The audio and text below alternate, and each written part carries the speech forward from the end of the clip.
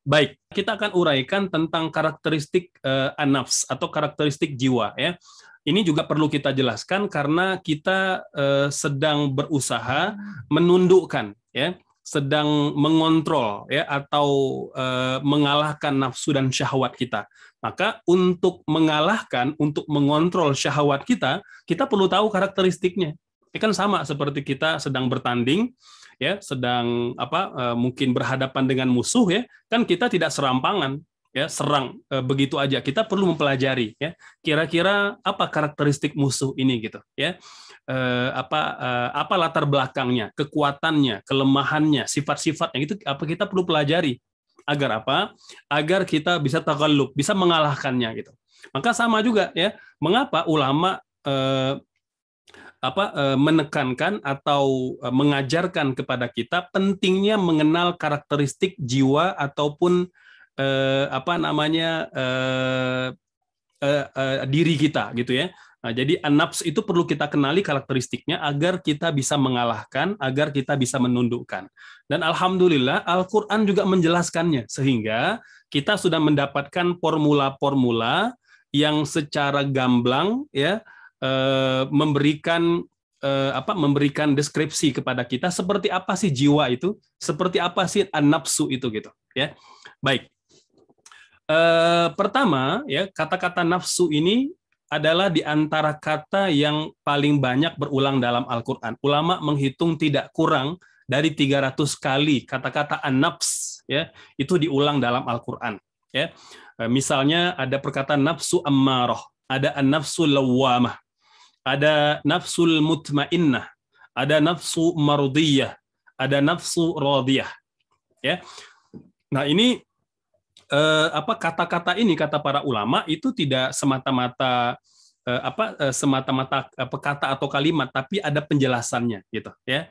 Nah, jadi ulama menyebutkan meskipun ada banyak kata tentang nafsu ini, tapi umumnya bahwa jiwa itu, nafsu kita itu punya 3 karakteristik.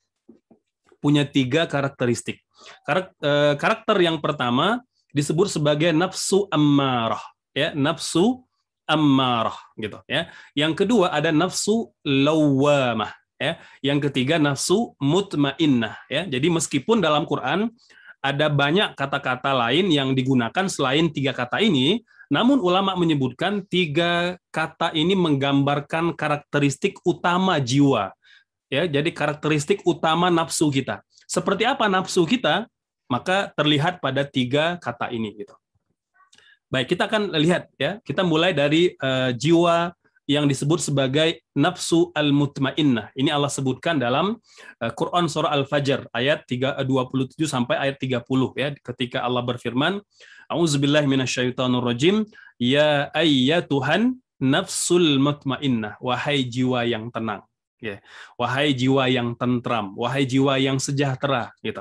Artinya jiwa ini itu jiwa yang tidak bergejolak gitu. Ya, jadi jiwa yang dia sudah stabil ya, jiwa yang sudah dewasa, jiwa yang sudah matang. Kata Allah, irji'i ila rabbiki radiyatan mardiyah.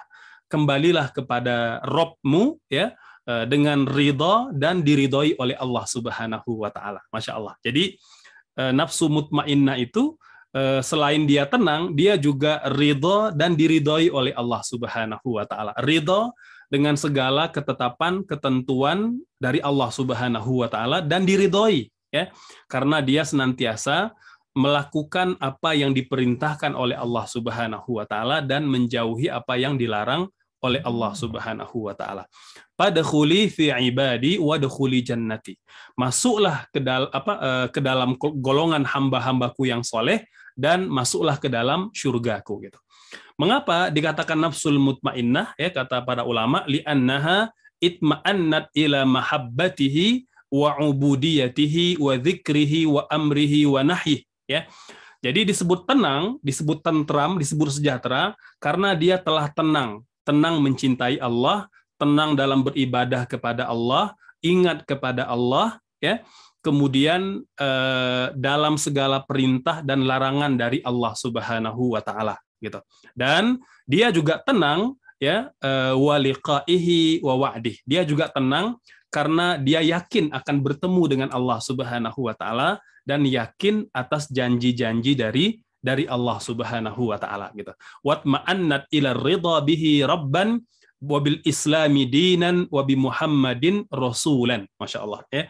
Jadi dikatakan jiwa yang mutmainnah, jiwa yang tenang itu karena dia ridho Allah sebagai Rabba, sebagai Tuhan ya. Wabil islami dinan, dan dia telah ridho, dia telah tenang menjadikan Islam sebagai agama, totalitas menjadikan Islam sebagai agama. Wabi Muhammadin rasulah, dan jiwa yang tenang juga tenang karena dia telah menerima Nabi Muhammad sebagai utusan dan pesuruh Allah Subhanahu wa taala. Watma'annat ila qada'ihi wa qadarih ya, dan tenang juga artinya jiwa ini telah menerima segala qada dan qadar dari Allah Subhanahu wa taala ya. Nah, ini karakter jiwa yang tertinggi. Karakter jiwa yang paling mulia ya. Karakter jiwa yang memang Allah inginkan dari setiap jiwa dan nafs orang-orang yang beriman kepada Allah Subhanahu wa taala. Nah, di level yang kedua ada an-nafsul lawwamah. Jadi yang tertinggi itu nafsu al-mutmainnah, di level yang kedua ada nafsu al-lawwamah ya. Apa itu lawwamah? Ya, lawwam artinya yang selalu mencela gitu ya. Yang selalu tidak tentram, tidak tenang. Lawwam ya, dia selalu saja mencela dirinya ya. Mengapa kamu tidak lakukan ketaatan ini? Kenapa kamu berbuat dosa ini? Dia mencela saja gitu ya. Nah, bedanya dengan nafsu al-mutmainnah, kalau mutmainnah dia udah totalitas beribadah kepada Allah, sementara lawwama ini dia tahu kalau itu perbuatan yang diperintah oleh Allah tapi dia tidak melakukannya. Dia tahu itu larangan Allah tapi dia tidak melakukannya. Dia hanya mencela dirinya aja, gitu ya. Kenapa kamu tidak berbuat ini? Kenapa kamu berbuat yang ini? Gitu. Jadi lawwamah, banyak mencela dirinya. Allati talumu sahibaha daiman. Talumuhu idza ahsana alla yakun izdada ihsanan. Bahkan kalaupun dia berbuat baik, pun dia tetap mencela. Kenapa kamu tidak berbuat yang lebih baik lagi gitu, ya? Wa talumuhu idza asaa alla yakun raja'a an isaati. Ya, terlebih kalau dia berbuat dosa, kalau berbuat kebaikan aja nafsu ini atau jiwa ini mencela, kenapa kamu tidak berbuat lebih baik ya? Apalagi kalau dia berbuat dosa, maka tentu lebih dicela lagi. Mengapa kamu berbuat dosa itu dan kemaksiatan itu gitu. Nah, ini seperti mana Allah sebutkan dalam Quran surah Al-Qiyamah ayat 1 sampai ayat 2. Allah berfirman, A'udzubillahi minasyaitonirrajim. Bismillahirrahmanirrahim. La uqsimu biyaumil qiyamah wa la uqsimu bin nafsil lawwamah. Ya. Jadi kata Allah, sesungguhnya aku bersumpah dengan hari kiamat. Dan aku pula bersumpah dengan jiwa ya yang banyak mencela dirinya gitu ya. Nah, ini meskipun dia tidak pada level jiwa yang tertinggi, tapi nafsul lawwamah ini lebih baik gitu ya dari nafsu ammarah gitu ya. Jadi kata Hasan Al-Basri, innal mu'min wallah ma tarahu illa yalumu nafsahu ala kulli halatih yastaqsiruha fi kulli ma yaf'alu fayandam wa yalumu nafsahu wa innal fajir la yamdi quddaman la yu'aqib nafsah gitu ya. Jadi nafsul lawwamah ini gitu ya, itu lebih baik daripada nafsu pendosa gitu ya.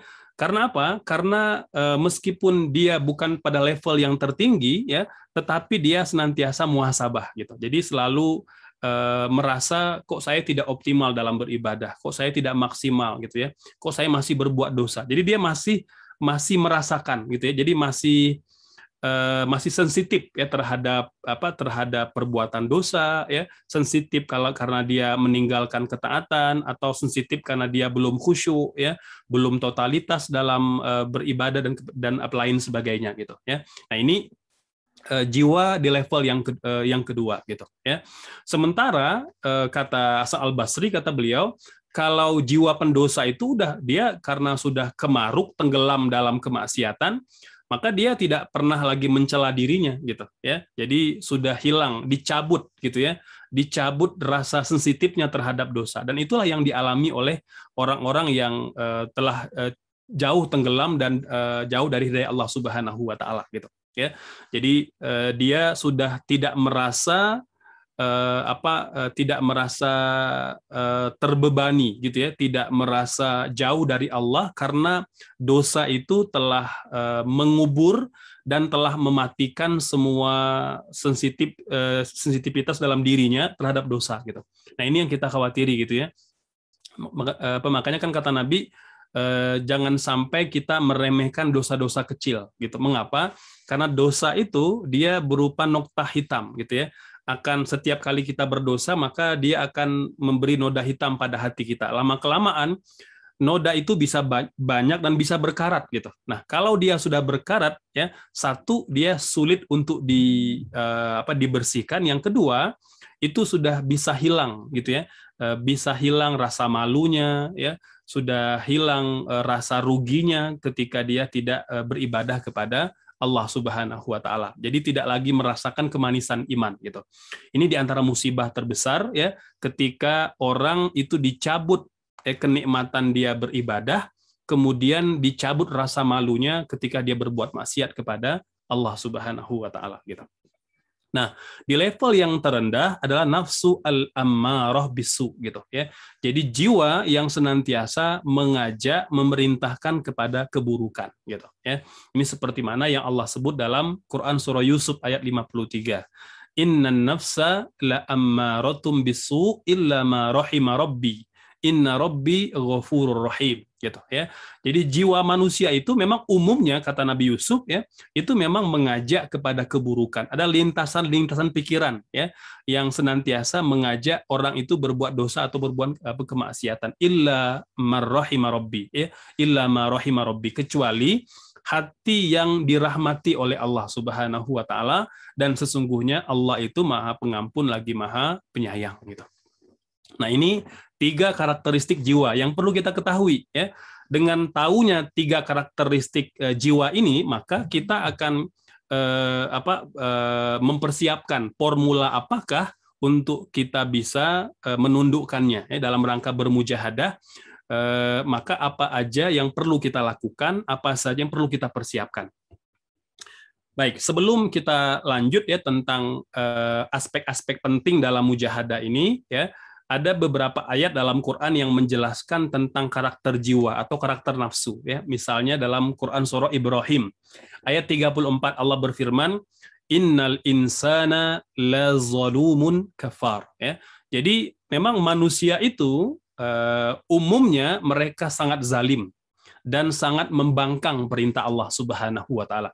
Zalumun. Jadi kalau zalim ya, zalim itu orang yang zalim, tapi zalimnya bukan pada level yang tertinggi. Tapi kalau zolum, orang yang banyak berbuat kezaliman, orang yang banyak berbuat kezaliman gitu ya. Nah, jadi sama seperti misalnya ada kalimat pendosa itu athimun ya, athimun orang yang berdosa. Tapi kalau athimun orang yang banyak berdosa gitu. Maka sama, kalau zalim orang yang berbuat zalim mungkin hanya 1-2 kali. Tapi kalau zolum ya, orang yang banyak berbuat zalim. Maka kata Allah, manusia itu zolum ya, orang yang banyak berbuat zalim, zalim terhadap dirinya, zalim terhadap Robnya, terhadap terhadap sahabatnya, keluarganya, anak-anaknya, pasangannya, bahkan kepada orang lain gitu ya, termasuk juga kepada tumbuh-tumbuhan, kepada hewan dan lingkungannya. Ini karakter nafsu gitu ya. Kemudian juga dalam Al-Kahfi ayat 54 Allah mengatakan wa kanal insanu aktsara syai'in jadala. Jadi manusia itu di antara karakternya ya, jiwa kita ini suka mendebat gitu ya, suka berdebat, suka membangkang, suka membantah gitu. Itu karakter manusia ya. Nah, bagaimana kita menundukkan jiwa yang gampang membantah ini, yang suka membangkang ini kita? Dalam Al-Ahzab ayat 72 Allah berfirman, innahu kana zaluman jahula. Jadi selain banyak berbuat zalim, juga jahil. Ya, jahil gitu ya, tidak berilmu gitu ya. Jauh dari petunjuk Allah Subhanahu wa taala gitu. Kemudian juga dalam surah Al-Ma'arij ayat 19 hingga ayat 21. Ini subhanallah Allah berfirman, innal insana khuliqa halu'a. Jadi manusia itu memang suka berkeluh kesah gitu, suka mengeluh, ya. Jadi mereka tidak tangguh gitu, ya. Jadi jiwa manusia ini karakter aslinya tidak tangguh, mereka gampang ngeluh, ya, gampang patah semangat gitu ya. Jadi gampang kehilangan usaha ataupun kesungguhan gitu ya. Nah, itu halu'a. Idza massahu syarru jazu'a. Jadi jazu' itu selain mengeluh dia juga artinya mencela dirinya atau mencela orang-orang di sekitarnya gitu. Ya, jadi selalu aja kalau diberikan ujian berupa keburukan, sesuatu yang tidak dia suka gitu ya, apakah sakit ataupun kesulitan, kesempitan ya, atau tantangan ya, dia jazu'a. Jazu'a itu dia jaza ya, jadi merasa tidak nyaman, tidak tentram, ya gelisah, ya gundah gulana begitu ya. Jadi lawan dari kata-kata tentram itu jazo ya. Jadi jazu'a itu orang yang banyak mengeluhnya ya, banyak gundahnya ya, banyak berkeluh kesahnya, Masya Allah gitu. Wa idza massahu al khairu manu'a. Ketika diberi ujian kesulitan dia mengeluh, ketika diberikan kebaikan manu'a, dia menjadi orang-orang yang kikir gitu. Diberikan kelapangan, ya diberikan kemudahan, diberikan kekayaan, dia jadi kikir gitu. Ya lupa bahwa Allah lah yang telah memberikan dia kemudahan, Allah yang telah memberikan dia kelapangan. Ini karakter jiwa manusia.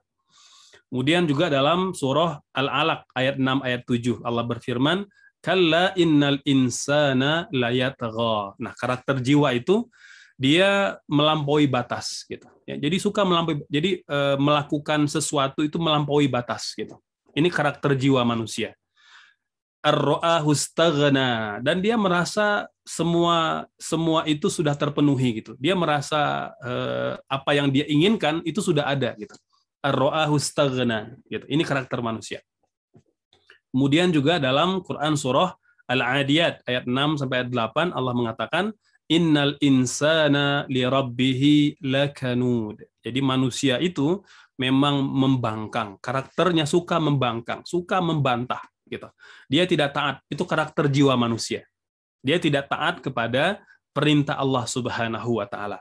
Ya, wa innahu ala dzalika la syahid. Padahal dia tahu, ya dia menyaksikan itu gitu. Dia tahu bahwa hal perbuatan itu dilarang oleh Allah Subhanahu wa taala, tapi subhanallah ya karakter keras dan penolakan itu lebih mendominasi gitu ya.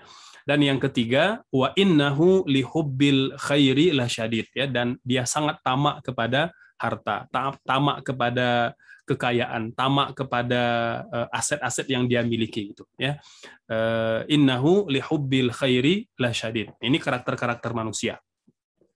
Sehingga kita perlu tahu ya, yang sedang akan kita hadapi ini bukan perkara yang mudah. Nah, gitu. Jadi ulama mengatakan mengapa karakter jiwa manusia ini perlu kita ketahui agar kita tahu kita sedang berhadapan dengan sesuatu yang tidak mudah.